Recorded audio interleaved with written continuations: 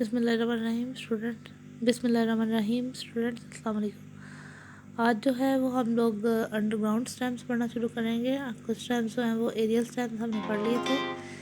Underground stamps जो हैं वो आज हम पढ़ना स्टार्ट करेंगे। अंडरग्राउंड जो स्टैम्प हैं वो ज़मीन के नीचे ग्रो कर रहे होते हैं, ठीक है, और वो थिक और स्वोलन होते हैं। उनमें large amount of stored food होती है।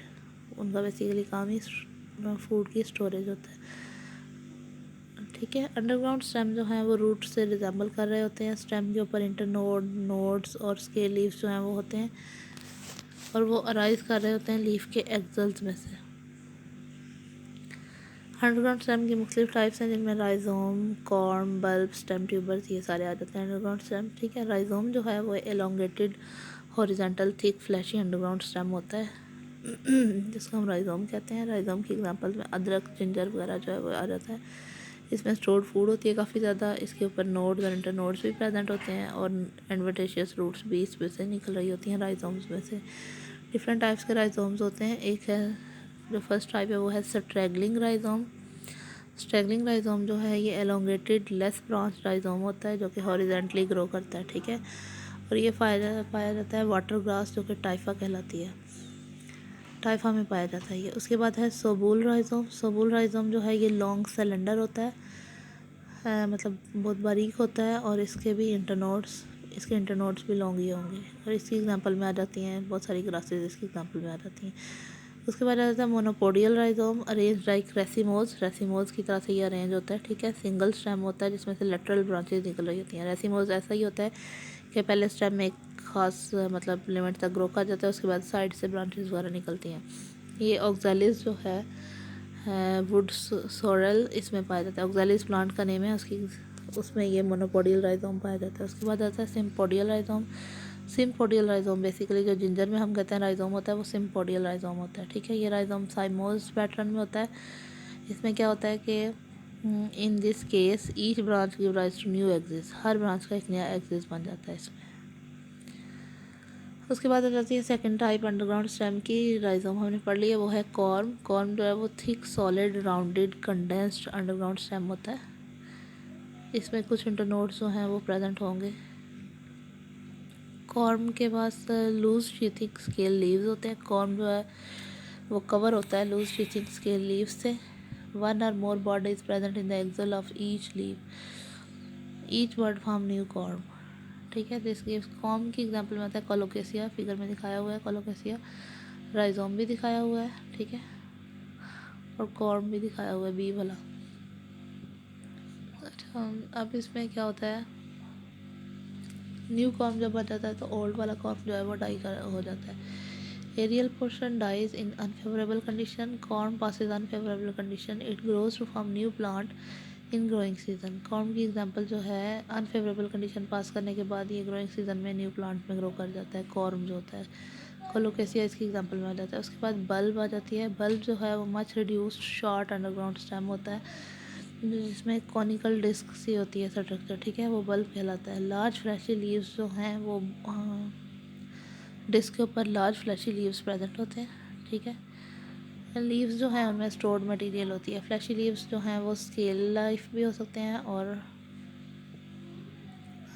जैसा कि अनियन के होते हैं लीव्स, ठीक है, स्केल लीव्स जैसा कि अनियन में पाए जाते हैं, या फिर ब्रॉडर बेसल पोर्शन, और they may have broader basal portion with upper green part die away.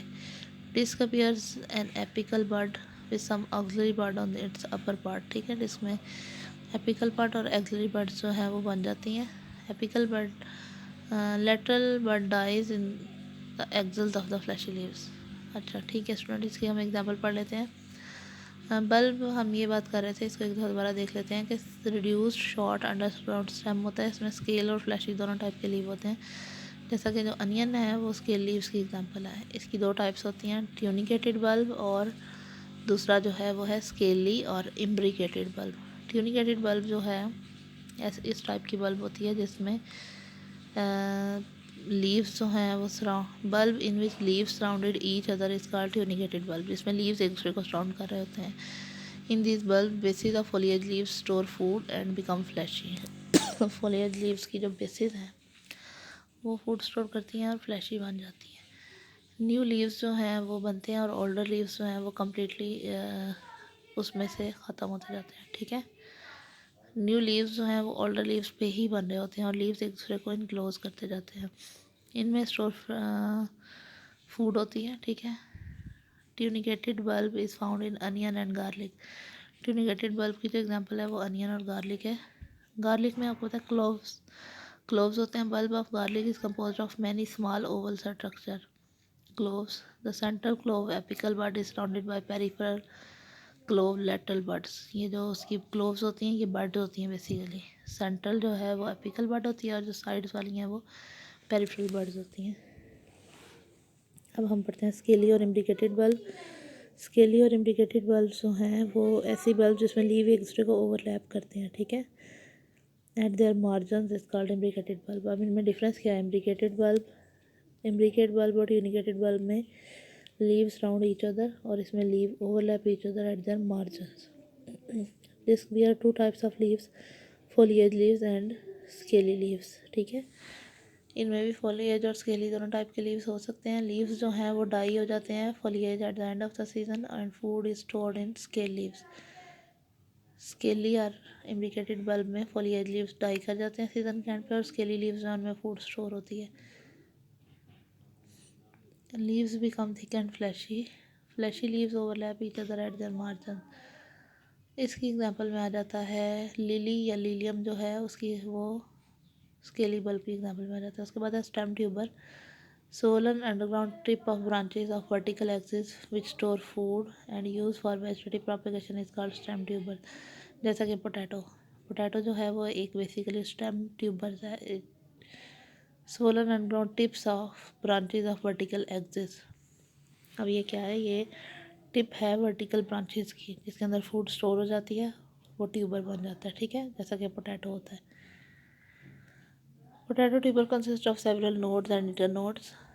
Lateral buds in the axils of scale leaves present होती हैं इसमें और these groups of buds are called eyes. वो जो lateral birds जो कि potato के ऊपर प्रेजेंट होती हैं वो आइज कहलाती हैं।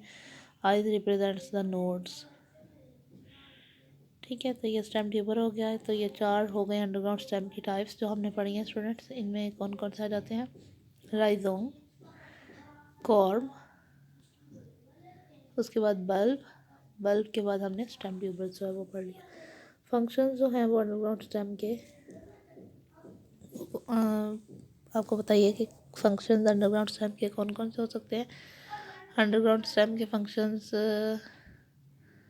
का जो पहला फंक्शन है वो यूज फॉर पेरिनेशन। पेरिनेशन क्या होता है? बेसिकली ये अगली लाइन में पेरिनेशन की डेफिनेशन लिखी हुई है। Passing of unfavourable condition for growth is called perennation. Unfavourable condition का जो गुजरना है वो क्या कहलाता है? पेरिनेशन कहलाता है।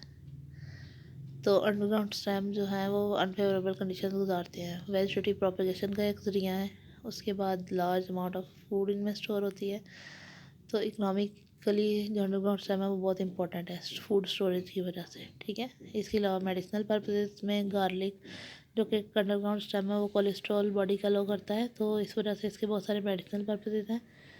इन सब चीज़ों में भी यूज़ होता है। एग्रीकल्चर में भी जो है वो राइजोम वो काफ़ी स्पेशली राइजोम एग्रीकल्चर में प्रॉब्लम्स क्रिएट करते हैं, ठीक है। Some weeds develop underground rhizomes are cut into pieces during ploughing. हल चलाने के दौरान वो कट हो जाते हैं। तो ये वीड्स जो हैं ये डिफ़िकल्ट हो जाती हैं इनको कंट्रोल करना, ठीक है, क्रॉप के अंदर कि वो ग्रो करती जाती है अंडरग्राउंड स्टेम। तो ये इसका एक हो गया। अच्छा, अब कुछ स्पेशल टाइप हैं स्टेम्स की। उसके बाद फंक्शंस और ये कंपैरिजन ये हम लोग अपने कल वाले लेक्चर में करेंगे। आज वाला लेक्चर हमारा यहाँ तक कंप्लीट होता है अंडरग्राउंड स्टेम के टॉपिक तक, ठीक है।